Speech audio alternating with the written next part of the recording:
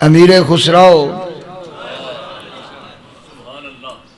رحمت اللہ علیہ فوت ہوئے تو شاہ رکن عالم نے کہا کہ آؤ یار اس بندے کو رب سے بخشواتے ہیں، کیونکہ حضور محبوب الہی کا تو پہلے بھی سال ہو چکا تھا۔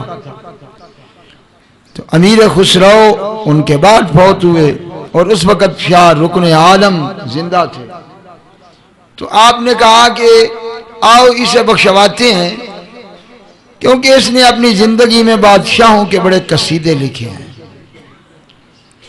اور بادشاہوں کے قصیدے لکھنے کا بوجھ اس کے سر پر ہے، چونکہ محبوب الہی کا یہ مداح ہے تو اسے رب سے بخشواتے ہیں۔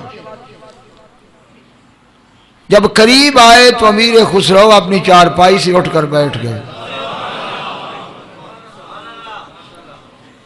یہ سبع سنابل میں سید میر عبد الواحد بن گرامی لکھ رہے ہیں، یہ آج کی کتاب نہیں، 500 سال پہلے، اور یہ سلسلہ چشتیہ کی بہت بڑی عظیم ہستی ہے۔ ہندوستان میں کسی نے تصوف پہ اتنی حسین کتاب نہیں لکھی جو سید میر عبد الواحد بن گرامی نے لکھی۔ یہ وہ واقعہ نقل کر رہے ہیں، یہ کوئی تاریخی بات نہیں ہے۔ آپ اٹھ کے بیٹھ گئے اور شاہ رکن الدین کو مخاطب کر کے کہا کہ ماں بنے متہائے پیرے خود بسنداں کردائیں، نیست مارا حاجت آمرزش پروردگار۔ فرمائے رکن عالم، مجھے میرے پیر نے تیرے آنے سے پہلے رب سے بخشوا دیا، اب تیری دعا کی مجھے ضرورت نہیں ہے، اب تیری دعا کی مجھے ضرورت نہیں ہے۔ ماں بپیر نعمت آئے خود بسندہ کردہ ہے، مرتے ہی میرا کام میرے پیر نے کر دیا۔ اور اس کے بعد آپ لیٹ گئے کفن میں، تو شاہ رکن الدین نے وہی دعا خیر کی اور واپس چلے گئے، نماز جنازہ کی شرکت بھی نہ ہوئی۔ یہ وہ لوگ ہیں کہ جنہیں عشق نے زندہ کر دیا ہے، اور مولوی کہتا ہے جی خود کو انسان ہو کر بزرگوں کے کتوں کی طرف نسبت کرتے ہو، تو اگر وہ کتا جنت میں چلا گیا اور تیرا حشر کچھ اور ہوا تو بہتر ہوا یا کتا بہتر ہوا؟ شیخ سعدی فرماتے ہیں گھری یک جان دو صد جان ز سعدی مسکین را، کہ اس مسکین سعدی کی اگر ایک جان کی وجہ 200 جانیں ہو جائیں تو سازیم فدائے سگے دربان محمد، تو سرکار کے دربان کے کتے پہ میں 200 جانیں قربان کروں۔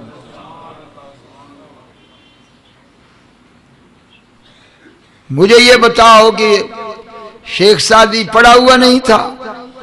چلو ہم تو ان پڑھ ہوئے کہ جی بریلوی ان پڑھ ہوتے ہیں، ہم تو ان پڑھ ہوئے، اور تم نے قرآن و حدیث کا ٹھیکہ لے لیا کہ علم صرف تمہارے ماں باپ کے گھر سے ابل رہا ہے چشمے کی طرح۔ جس علم نے تجھے یہاں تک پہنچایا ہے کہ شیطان لعنتی کو روئے زمین کے ہر بندے کی خبر ہے، اور وہ جہاں چاہے پہنچ سکتا ہے، لیکن جسے رب نے سید الانبیاء بنایا ہے اسے کسی کی خبر نہیں، وہ کہیں نہیں پہنچ سکتا۔ تجھے علم مبارک ہو کہ لعنتی کی تجھے معرفت ہو گئی، اور جس پر رب ناز کرتا ہے اس کو تو پہچان ہی نہ سکتا۔ یہ ہے تیری علم کی انتہا، جس پہ تو ناز کر رہا ہے۔ حضرت ابلیس کا عارف بن کے تو ناز کرتا ہے، تو ہمیں ان پر ناز نہیں ہے کہ جو سید عالم کے عارف ہیں۔ تجھے اس کے قدموں پہ ناز ہے کہ وہ جہاں چاہے پہنچ سکتا ہے، ہمیں ناز نہیں۔ شیخ سعدی رحمت اللہ علیہ وہ ہستی ہے کہ دارالعلوم میں قدم رکھتے ہی سب سے پہلے علماء انہی کی کتابوں سے تبرک کرنے ابتدا کرتے ہیں۔ وہ کہتے ہیں دل اور دماغ روشن نہیں ہوتا قرآن و حدیث کے لیے جب تک کہ حضرت شیخ سعدی کی بوستان اور گلستان نہ پائیں۔ میرے حضرت اپنی گاڑی میں شیخ سعدی کی گلستان ساتھ رکھتے تھے کہ اس کا ایک صفحہ بھی میں پڑھ لوں تو میرا دل باغ باغ ہو جاتا ہے. تو ان پڑھ تھے شیخ سعدی. کیا دیوبند کا ملا شیخ سعدی سے بڑا عالم ہے؟ یہ چوہے کی طرح کتری ہوئی داڑیاں رکھنے والے نجدی جنہوں نے اپنی صورتیں ہی بگاڑ کے رکھ دی ہیں، دین کے ٹھیکیدار بنے پھرتے ہیں.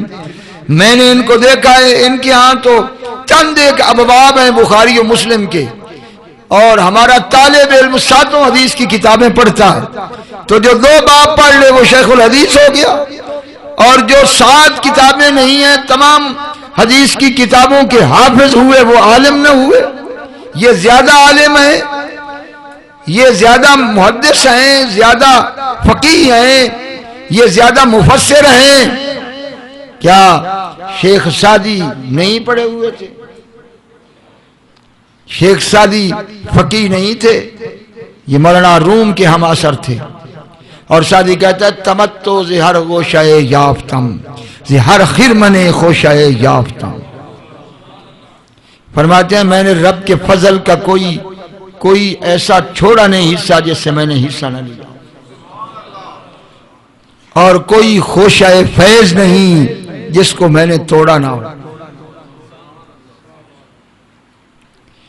تو وہ نہیں جانتا تھا، وہ بھول گیا کہ انسان کا کیا مقام ہے، جو کہتا ہے کہ اس محبوب کی شان تو بہت بلند ہے. اس محبوب کے دربان کے کتے پر ایک جان نہیں، سعدی کی 200 جان قربان ہو. تو ہم پر کیوں فتویٰ لگاتا ہے؟ ہم نے تو خود کو کسی کا کتا کہا، وہ تو دربان کے کتے کی بات کر رہے ہیں. تو کیا ان کے پاس علم نہیں تھا؟ حضرت امیر خسرو ساری زندگی روتے تھے اور یہ شعر پڑھتے تھے، فخرم بسست این کہ کمی نہ سگے تو ہم. اے محبوب الہی میرے لیے اتنا ہی فخر کافی ہے کہ میں کتا نہیں، تیری گلی کا کمینہ کتا ہوں. نازم با آزماں کہ بلطفم خریدائی. اور آج تک میں اس گھڑی پہ ناز کر رہا ہوں جب نے تو نے میرا ہاتھ پکڑ کر مجھے غلامی میں شامل کیا. تو جن کے یہ عقیدے ہیں وہ مر کر بھی زندہ ہیں. ان کو اگر زندہ کیا ہے تو عشق نے زندہ کیا. عمل تو منقطع جب مرا، حیات کا منبع تو دل ہے. ساری زندگی عبادت کرتے ہوئے جس کا دل زندہ نہیں ہوا تو اس دل نے زندہ کیا ہونا ہے. اور پتہ نہیں دل کو زندہ کرنے والی کیا چیز ہے. میں نے تو یہی سمجھا ہے کہ یہ رستہ عشق کے ذریعے ہی طے ہو سکتا ہے. جس نے کوئی اور کشتی بنائی وہ ڈوب گیا، تیر کر کنارے پہ وہی چڑھا. عشق چو کشتی ببد بحر غواص، مولانا روم کہتے ہیں عشق چو کشتی ببد بحر غواص، کم ببد آفت ببد اغلب خلاص. کہ عشق کی جس نے کشتی بنائی وہ بہت کم ڈوبا ہے، اور جو عقل کا غلام بنا وہ کم ہی ہے کہ کنارے پہ چلا ہو. تو تیرا میرا عقل کیا اس منزل کو طے کر سکتا ہے؟ کسی عاشق کی کشتی پہ سوار ہو کہ اس کے ساتھ تو بھی پہنچ جائے. کسی کیڑی کی طاقت نہیں کہ حرم میں پہنچے. اگر کسی کبوتر کی ٹانگ کے ساتھ کیڑی لگ جائے تو وہ اڑا کر اسے حرم میں لے جا سکتا ہے. تو اور میں تو نہیں، مگر کسی شہباز ولایت کو پکڑ کے تجھے حرم میں لے